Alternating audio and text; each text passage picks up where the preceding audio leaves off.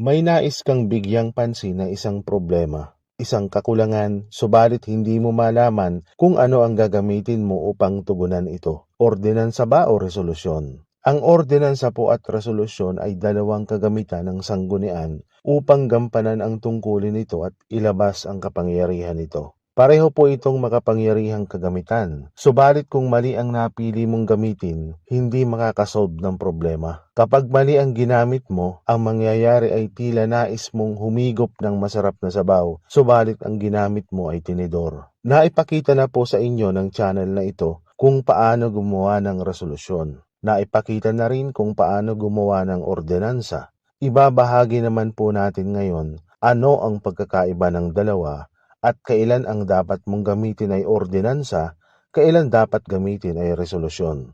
Ang pagkakapareho nila ay pareho itong ipinapasa ng sanggunian. Dumako po tayo sa mga pagkakaiba ng dalawa. Ang ordinansa ay isang batas na ipinatutupad sa loob ng teritoryo ng barangay. Ang resolusyon ay hindi isang batas, kundi pagpapahayag ng kagustuhan, saloobin o opinyon ng sanggunian. Kung may batas po ang Kongreso na ipinapasa upang sundin sa teritoryo ng Pilipinas, ang barangay naman ay may ordinansa na ipinapasa upang sundin sa teritoryo nito. Sapagkat ang ordinansa ay lokal na batas, ito ay nag-uutos, nagbabawal at nagtatakda. Ang resolusyon ay nagpapahayag lamang ng kahilingan at pagsang-ayon. Sapagkat ang ordinansa ay batas, ito ay nagpapataw ng bayarin. Ang resolusyon ay hindi pwedeng magpataw ng bayarin. Kapag nakakita ka po ng resolusyon na nagpapataw ng bayarin, ang resolusyon po na iyon ay tinatawag sa salitang Latin na ultra vires. Ibig sabihin, ipinasa ito ng labas sa kapangyarihan ng sanggunian. Ang ordinansa, dahil ito ay batas, ay pwede itong magtakda ng multa. Ang resolusyon ay hindi maaaring magtakda ng multa. Kapag nakakita ka po ng resolusyon na nagtatakda ng multa, ang resolution po na iyon ay tinatawag sa salitang Latin na ultra vires. Ibig sabihin, ipinasa ito ng labas sa kapangyarihan ng sanggunian. Ang ordinansa ay maaaring magtakda ng parusang pagkakulong. Ang resolusyon ay hindi maaaring magtakda ng pagkakulong o anumang parusa. So kapag nakakita ka po ng resolusyon na nagtatakda ng imprisonment, katulad po ng sinabi ko kanina, ang resolusyon po na iyon ay maituturing na ultra vires. Dapat sana, kung gustong magpataw ng sanggunian ng parusang pagkakulong, ordinansa sana ang ginawa nila at hindi resolusyon. Maikling request lang po, pakibisita po ang buong channel. Halos lahat ng videos po dito ay timeless o evergreen ang topic. Ibig sabihin hindi agad maluluma kahit lumipas pa ang ilang taon. Pwede po niyong balik-balikan. Pakilike na rin po at mag-subscribe. Tuloy po tayo. Upang maipasa ang isang ordinansa, kailangang dumaan ito sa 3 readings o 3 pagbasa. Samantalang ang resolusyon ay hindi na kinakailangang dumaan pa sa 3 readings, maliban kung sinasabi ng internal rules o pinagpasyahan ng sanggunian na idaan ang resolusyon sa 3 readings. So makikita po ninyo ang pagkakaiba. Ang ordinansa hindi pwedeng hindi dumaan sa 3 readings.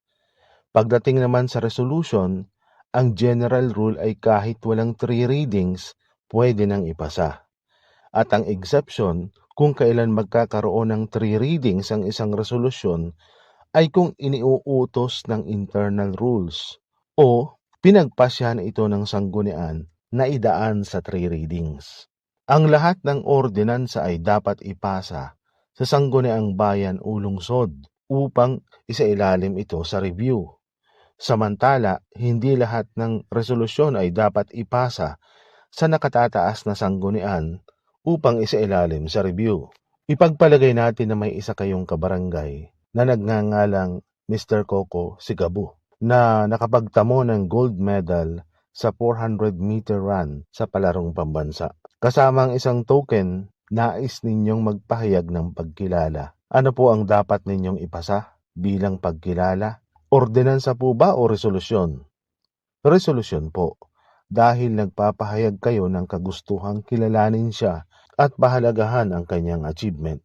Paano kung nais niyong ideklara ang araw na nakamit niya ang gold medal bilang araw ni Coco Sigabu sa buong barangay?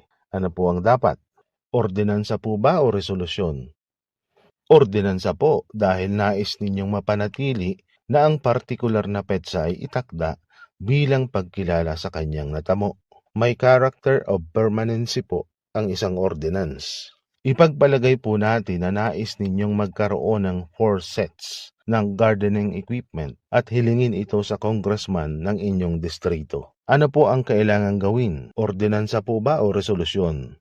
Resolusyon po dahil magpapahayag kayo ng kagustuhang humiling. Hindi pwedeng ordinansa dahil hindi ninyo pwedeng diktahan ang congressman kung magbibigay ba siya o hindi. Paano kung mabait po si congressman at binigyan kayo ng gardening equipment at nais ng sangguniang barangay na magtakda ng mga alituntunin sa mga hihiram nito upang ang mga ito ay mapangalagaan? Nais nyo rin magtakda ng maliit na bayarin upang sumagot sa depreciation ng equipment at magtakda rin ng multa sa gagamit nito sa maling paraan. Ano po ang kailangan? Ordinansa o resolusyon? Ordinansa po dahil kayo ay magtatakda ng lokal na batas na dapat sundin. Isa pa, nabanggit kanina na hindi talaga pwedeng mag-impose ng bayarin at multa ng walang ordinansa. Pagbabawal sa malakas na tunog ng bidyoke sa itinakdang oras. Ordinansa po ba o resolusyon? Ordinansa po dahil nagbabawal. Walang ngipin kung resolusyon ang ipapasa. Pagbibigay ng authority kay kapitan upang pumasok sa isang Memorandum of Understanding sa Philippine National Police para sa kooperasyon laban sa krimen. Ordinansa po ba o resolusyon? Resolusyon po dahil ito ay nagpapakita ng inyong kagustuhan na bigyan ng authority si kapitan upang makipagkontrata in behalf ng sangguniang barangay. Sa mga kontratang papasukin po ng sanggunian na ang kinatawan ay si kapitan, kailangang magbigay ng authority ang sanggunian at ito ay sa pamamagitan ng isang resolusyon. Pagtatatag ng Materials Recovery Facility o MRF. Ito po ang tungkol sa sistema ng pagsasala at pagtatapon ng basura. Ordinansa po ba o resolusyon? Ordinansa po dahil ito ay pagtatatag ng isang sistema ayon sa Ecological Solid Waste Management Act. Kung may natutunan ka pong kahit konting kaalaman sa video na ito, mag-subscribe po at mag-like sa video. Maraming salamat po sa panonood.